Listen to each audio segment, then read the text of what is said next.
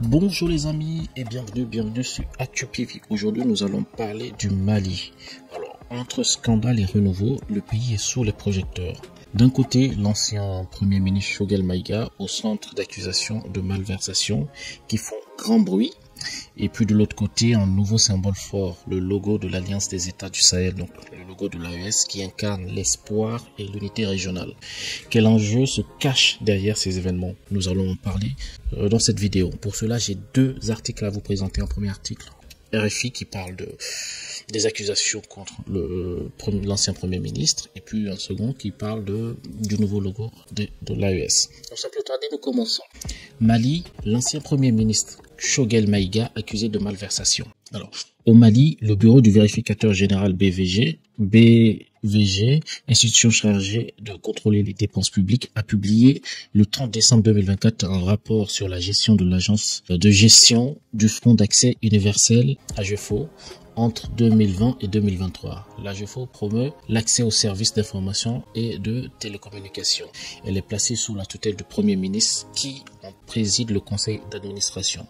Le rapport du vérificateur révèle de nombreuses malversations pour d'importants montants que l'ancien chef du gouvernement Choguel Maïga aurait couvert ou dont il aurait même pour certains directement bénéficié. Des révélations qui ne sortent pas aujourd'hui par hasard. Alors, qu'est-ce qu'on nous dit? C'est quand même troublant, non? Bon.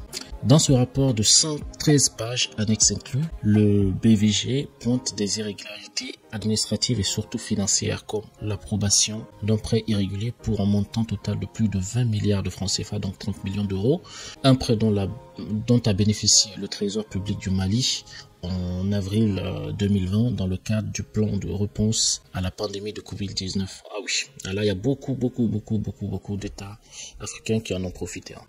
Choguel Maïga n'était pas alors en poste puisqu'il a accédé à la primature en juin 2021 avant d'en être limogé en novembre 2024. Mais le vérificateur révèle aussi sur l'ensemble de la période 2020-2023 des dépenses indues au profit du personnel, des abonnements téléphoniques notamment pour près de 13 millions de francs CFA, près de 20 000 euros, le non-versement de redevances destinées à l'ORTM, donc la télévision d'État, pour plus de 92 millions de francs CFA, donc 140 000 euros, ou encore les équipements manquants. Wi-Fi, ordinateur pour près de 15 millions de francs CFA, environ 22 800 euros. Dans des écoles notamment où ce matériel était censé être mis à disposition. Donc, plusieurs attributions ou exécutions du marché sont également mises en cause. Alors, dans ce cadre-là, des dépenses de souveraineté du Premier ministre. Surtout, le vérificateur pointe des irrégularités ayant directement bénéficié au colonel Choguel Maïga, ayant bénéficié à Choguel Maïga.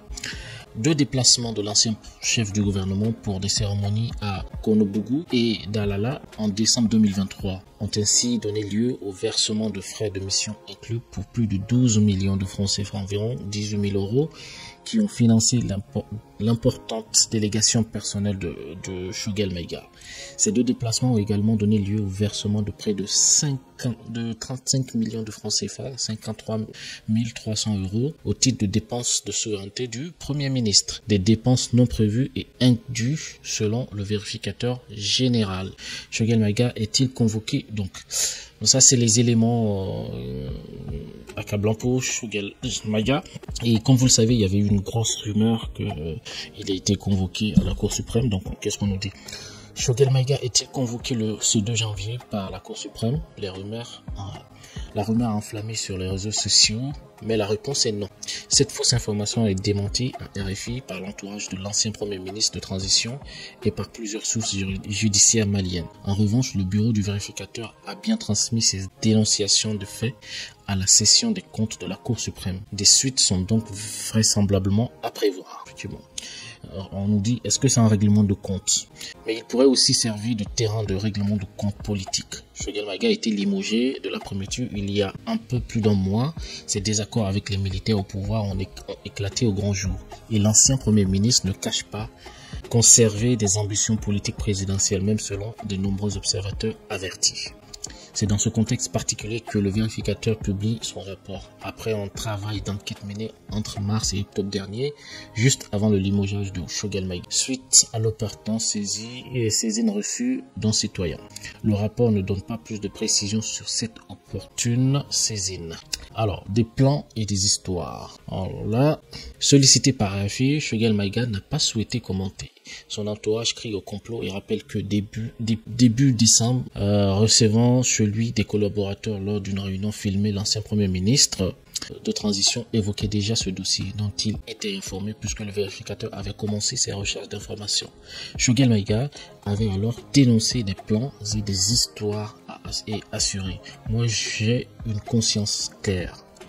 Alors, il n'était pas tout seul, commente un ancien ministre. Mais maintenant, les militaires lui cherchent des poux dans la tête. Ils vont sans doute le coffrer. Tant pis pour lui. C'est pas gentil ça. Alors, qu'est-ce que vous en pensez de cette histoire? Il avait été beaucoup acclamé au début pour son arrivée. Et puis, alors je sais pas si c'est une déception pour les Maliens, mais quand même, il y a certains éléments qui vont forcément aller contre lui. Qu'est-ce que vous en pensez? Mettez dans le commentaire. On continue sur le deuxième sujet rapidement.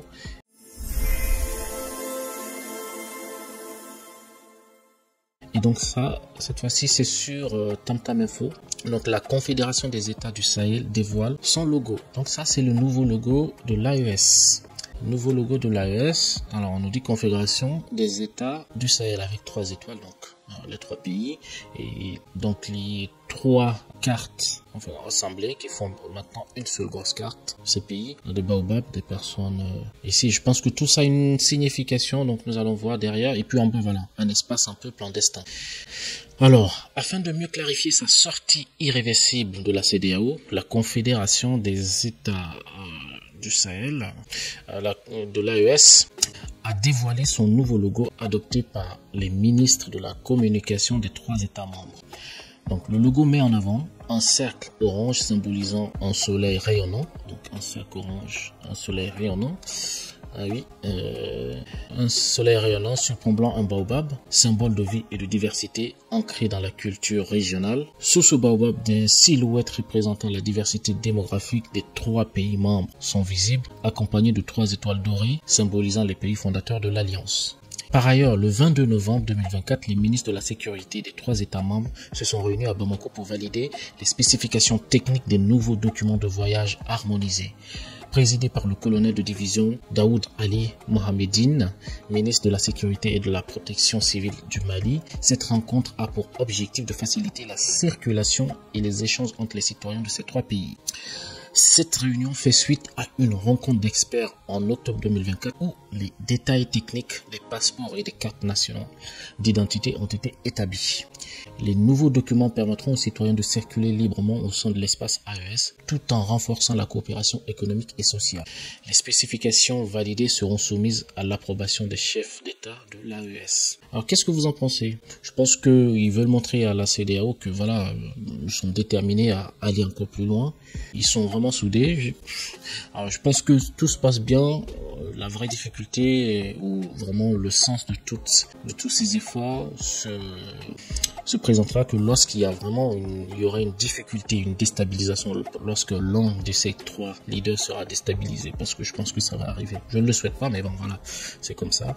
Et puis donc, qu'est-ce qu'ils feront? Est-ce qu'ils vont continuer ou ils vont arrêter? C'est là.